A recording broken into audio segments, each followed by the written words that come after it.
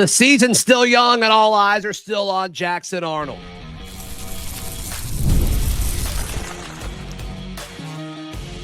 You are Locked On Auburn, your daily podcast on the Auburn Tigers. Part of the Locked On Podcast Network, your team every day.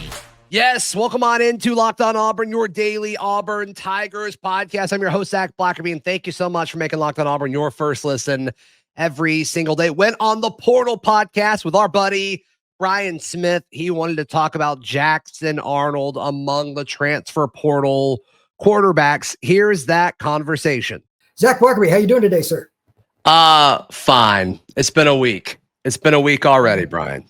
Yeah, your week is really topsy-turvy with the head coaching change on the basketball side and the crazy, not so good officiating in the Oklahoma game, et cetera, et cetera. But we're going to focus, Zac. We're going to focus. Before I get to the passing stats, you watch everything Auburn and study it. That's you're a fan, you're a grad, and you cover the Tigers daily and Locked On Auburn. How good do you think Jackson Arnold has been as a runner? Especially in that Baylor game, I thought he was good. So yeah, I mean, that was a big reason why Auburn won. Wasn't the only reason. Well, it was a huge reason why Auburn won in Waco. Especially when there were a lot of eyes and more pressure on him than normal because of just the nature of everything that's gone on. So, yeah, I mean, I think he's an elite runner with the football. And to the point where I've almost questioned a little bit, why is there not more design there? And I'm sure you're going to ask me about this past weekend, so I'll go ahead and go there. Like, I think that should have been part or a larger part of the game plan on the road against Oklahoma. But we saw him take a lot of dropbacks, and that's what, Hugh Freeze's RPO kind of determined when Oklahoma loaded the box. And so there was a lot of passing, which led to a lot of sacks and not as many Jackson Arnold rushing opportunities as we all would have expected or liked from the Auburn side of it. But still, like when there was probably most pressure on the game, when Auburn's down on the eventual go-ahead drive, it's 4th and 11. And he puts together a 15-yard run to kind of convert. Then Auburn would eventually score and take a 17-16 lead in the fourth quarter. Like, those are the runs that Jackson Arnold is best at. There are very few running backs in college football better than him in running in those situations. I'd like to see more of it, especially in these games who are already going to be physical. I would agree. Oklahoma presented a very unique challenge. One could argue the best front seven in college football. It's certainly the top 5 or so. I think that's a conservative answer. But to not have more design runs was a little surprising. Maybe it was speed option or something. Yeah, and it seems like it's being coached that way because he's holding, like, there is no internal clock with Jackson. And a lot of coaches spend a lot of time coaching quarterbacks to stay in the pocket even when they feel pressure. They don't have to worry about that with Jackson. He's going to stay in the pocket despite getting hit, a million times before that, which there is some good to that, but obviously holding on too long and not having any feel is something they're going to have to work on with him. And I kind of wonder if they change the coaching to 1 read, 2 reads, go, because he has the feet and the legs to do that. So curious to see how they adjust to that moving forward, because he had time against Oklahoma. Like, not all of those, it got adjusted to 9 sacks. All of those 9 sacks were on the offensive line. Hugh Freeze said it was about half and half. When I went back and watched tape before Hugh Freeze spoke, I thought it was mainly on Jackson. I mean, most of the time you had like 3.5 seconds to throw the football. And against Oklahoma, like, that's what you got to know, that you've got to get rid of the football at that point. So I'll put more of it on Jackson than the offensive line, but there are going to be teams, like you said, that aren't Oklahoma, that he is going to have more time to throw it. And I mean, arguably, like, if you need more than 4 or 5 seconds to throw it, then I think you have to have another conversation. Well, that's kind of why I want to go to this next little tidbit here. We continue our conversation about Jackson Arnold with Brian next, right here on Locked On Auburn. Today's show brought to you by our friends at Kia Autosport of Columbus. Summer's over, but the savings never stop at Kia Autosport of Columbus. Drive home the new, all new, brand new 2025 Kia K4 sedan. More style, more space, more tech, all for less.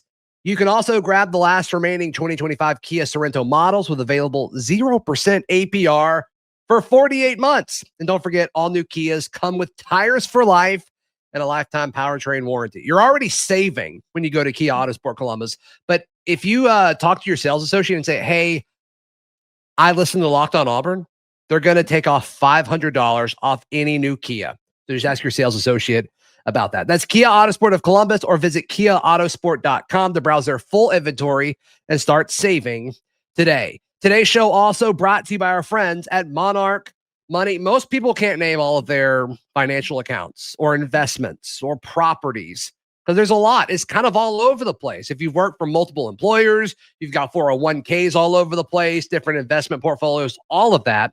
Monarch Money is awesome because it brings it all together. And not only does it help you manage your investments, it also helps you with your budgeting and your spending to help you not just manage your money, but build wealth. Don't let financial opportunities slip through the cracks. Use code LOCKEDONCollege, all one word, LOCKEDONCollege at monarchmoney.com in your browser for half off your first year. That's 50% off your first year at monarchmoney.com with code LOCKEDONCollege. Okay. This is probably not as friendly if you're an Auburn fan. And why in the world did you just come back? What in the world just happened? Oh, you're good. There we go. All right. Why is it that he's missing? He's had a few clean pockets. Yeah. Where he missed guys down the field. I'm not saying he's got the yips, but like Cam Coleman's one of the fastest gazelles in college football. And he's still at like 15 yards per deep pass. That's really good. Mm-hmm. He could be at like 24, 25. Yeah. I mean, he missed Cam twice against Oklahoma. Right. Also got him a few times against Oklahoma. But the big one where Cam, it was like just a stop and go pattern. I mean, it was beautiful. Like it should be teaching tape. It was beautiful as far as how you want to run that route. And he had him open by like 15 yards or so. And like, if you're Jackson, you got to see that. Just put a little air under it. That's not a throw you have to put on a rope. You got to have some feel for what's going on. And so like Cam still got his hands on, like his fingertips on it, but he had to like really dive for it. The other one, Cam let up in defense to Jackson. I think that would have been more on Cam Coleman, which that's really been the only critique, the negative critique towards Cam Coleman in his year and 4 games so far has been, he doesn't always finish routes. And that unfortunately kind of reared its ugly head on that other attempt that we're talking about against Oklahoma. I just wonder if he would have hit one more play or something like that, how his attitude would have been throughout that second half. Like they had some opportunities early. Yeah. Like it changes your mentality, especially when you're getting just smacked. Like their offensive line may or not have been responsible for all 9 of those sacks. However, they weren't very good. The offensive tackles are not upper echelon SEC quality right now until otherwise proven. That's how I look at it. And I don't know why, because we thought they were going to at least be above average. Yeah, I'll push back on that a little bit. Like, I don't know what else you really want from him in that situation. I mean, in the pass protection game, I think they gave Jackson enough time. And in the running game, if you want to say they didn't do a great job of creating running lanes against Oklahoma, I won't push back on that. But I would say that they didn't really have a whole lot of opportunities to do so. But I don't have a major issue with the tackles. Now, like they jump off sides a lot. That's weird. That's something that has to be fixed. That's inexcusable at this point. But as far as like pass protection goes, I don't think there's any like major glaring issues there. Well, I think they need to get, at the end, they knew they were going to throw. The last few plays were pretty bad, but the last drive as a whole was a joke. Like there was just no level of preparation there. Like no one on that offense was ready. No, and unfortunately, I would agree with you there. And yeah, like Jackson was just a guy getting beat up like the middle of a boxing ring, and he was the bag. They were just speed bag. So, yeah. What would you say is the one thing he's got to do? Because they got A&M coming up on the road. They get a bye, then they got Georgia, then they got Missouri. Like it's no friendlier.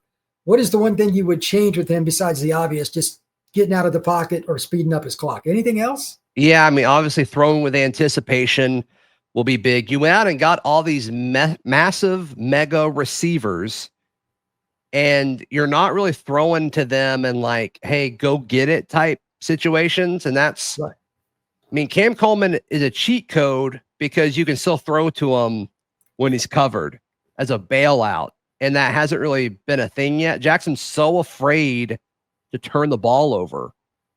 And like, he hasn't thrown a pick yet. He should have thrown 2 against Oklahoma. He was fortunate with some drops, but like you've got the best or second best receiver in college football right now. Like I think it's Jeremiah Smith, and then I think it's Cam Coleman. I think he has kind of proven that he is a better receiver right now than Ryan Williams. That's just how I'm not biased at all, right?